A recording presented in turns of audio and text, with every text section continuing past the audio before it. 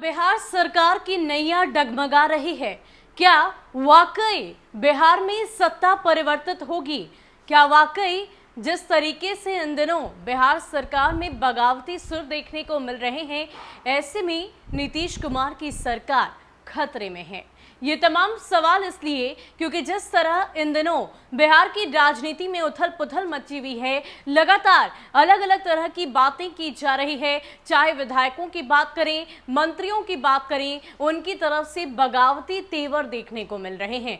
अब यूं ही देख लीजिए कि एक तरफ जहां मंत्री मदन सहनी ने इस्तीफे की मांग कर दी है, ये तक कह दिया है कि मैं इस्तीफा दूंगा और मैं अपने निर्णय पर अडिग हूं और यूं ही अडिग रहूंगा और जिनमें जमीर बाकी होगा वो भी सामने आएंगे और जरूर सरकार के खिलाफ हल्ला बोलेंगे। आपको बता दें कि जिस तरीके से मदन सहनी ने ये बातें सामने रखी, उसके बाद फिर क्या था, लगातार बिहार के अलग अलग मंत्री, अलग अलग विधायकों की तरफ से इसी तरह के बगावती तेवर देखने को मिले। लगातार सभी ने अफसरशाही को लेकर अपनी आवाज बुलंद की। उनमें अगर हम सबसे पहले नाम अगर किसी का आता है तो सबसे पहले मदन सहनी है। उसके बाद अगर बात की जाए तो डॉक्टर संजीव की याद दिला दें, जो परबत्ता विधानसभा क्षेत्र से आते हैं। उन्होंने हाल ही में इस बात की चर्चा की थी कि उन्हें जान का खतरा है और वो भी किसी और से नहीं, प्रशासनिक अधिकारी एसपी से। ये बात तो सब सामने आई ही। उसके बाद बीजेपी विधायक हरिभूषण बचौल की बात करें या फिर ज्ञानेंद्र सिंह ज्ञानू की बात करें, ये तमाम विधायक और मंत्री ऐसे हैं जिन्होंने साफ तौर पर सामने आकर मदन सहनी का साथ दिया है और ये कहा है कि जाहिर सी बात है, लोकतंत्र में अगर इस तरह की तस्वीर सामने आएगी, जब जनप्रतिनिधि प्रशासनिक अधिकारियों से कुछ मांगते हैं, कुछ काम की तलब रखते हैं, तो इस तरीके से अफसरशाही दिखाई जाती है, ये कहीं से भी सही नहीं है।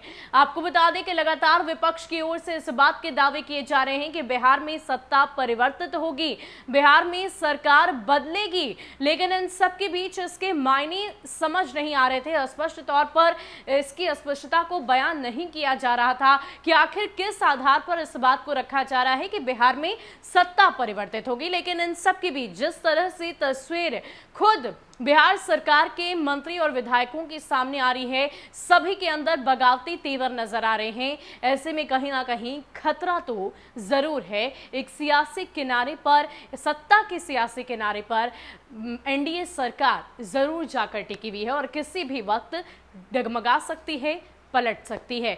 आपको बता दें कि मदन सहनी ने इस बात की चर्चा की है कि आज वो बिहार के मुख्यमंत्री और अपने नेता से मुलाकात करेंगे और इस मुलाकात में जो कुछ भी बातें सामने आएगी हम आप तक जरूर पहुंचाएंगे। लेकिन उन्होंने साफ तौर पर कह दिया है कि वो अपने निर्णय पर अडिग रहेंगे, अपने निर्णय को बदलेंगे नहीं, यानी कि वो इस्तीफा देंगे ही। इस बात की उन्होंने चर्चा कर दी है और ये तक कहा है कि जिनके भीतर जमीर जिंदा हो वो जरूर सामने आएंगे और बिहार सरकार के खिलाफ हल्ला बोलेंगे। जो तस्वीरें सामने आ रही है अफसरशाही की, उसके खिलाफ हल्ला बोलेंगे। तो आपको बता दें कि विपक्ष की ओर से लगातार इस बात की चर्चा की ही जा रही थी कि कहीं ना कहीं जिस तरीके से एनडीए सरकार में तकरार देखने को मिल रही है, पहले राजनीतिक दलों की बात की गई, भाजपा जेडीयू की बात की गई, लेकिन अचानक ही जब अलग अलग विधायक, अलग अलग मंत्रीगण सामने आए और इस तरह की बातें उनकी तरफ से कही गई है, तब से जाहिर सी बात है बिहार की सियासत में उथल पुथल मची हुई है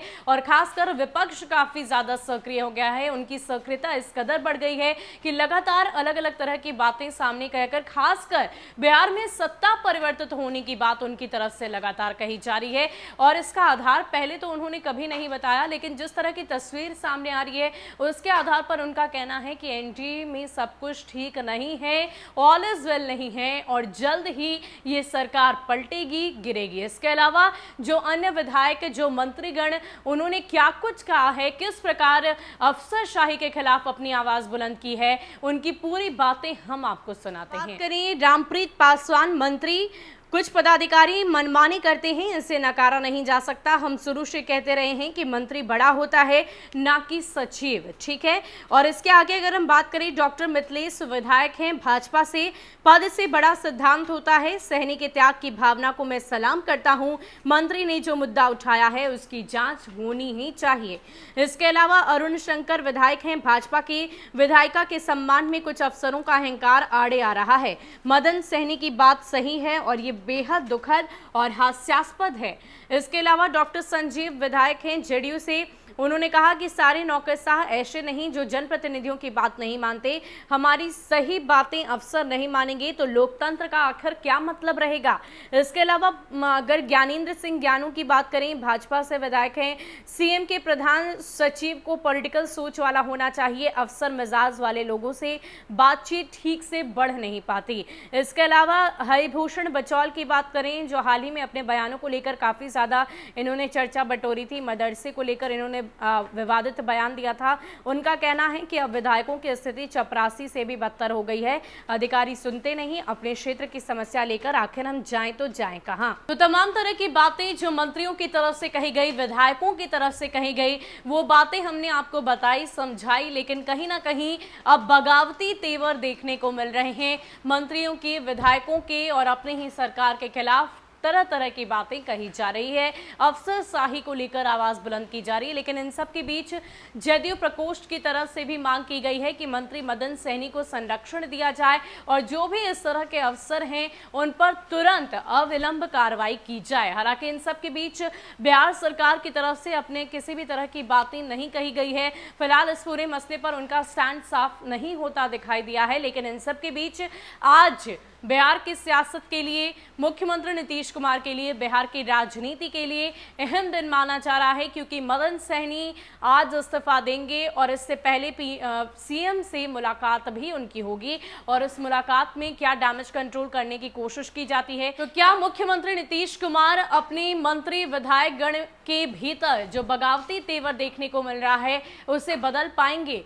क्या जिस तरीके से अफसरशाही के खिलाफ एक सुर में सभी मंत्री और विधायकों की तरफ से मोर्चा खोल दिया गया है, क्या इसे लेकर बिहार सरकार कुछ सॉल्यूशन निकालेगी? ये तमाम सवाल फिलहाल बिहार सरकार और बिहार की सियासत में चर्चा का विषय है, क्योंकि एक तरफ विपक्ष एक सुर में इस राग को अलाप रहा है कि बिहार में सत्ता परिवर्तित होगी, वो भी जल्द ही, और दूसरी ओर इस तरह की तकरार खुद ही बिहार सरकार में देखने को मिल रही है। तो सवाल उठने लाजमी है।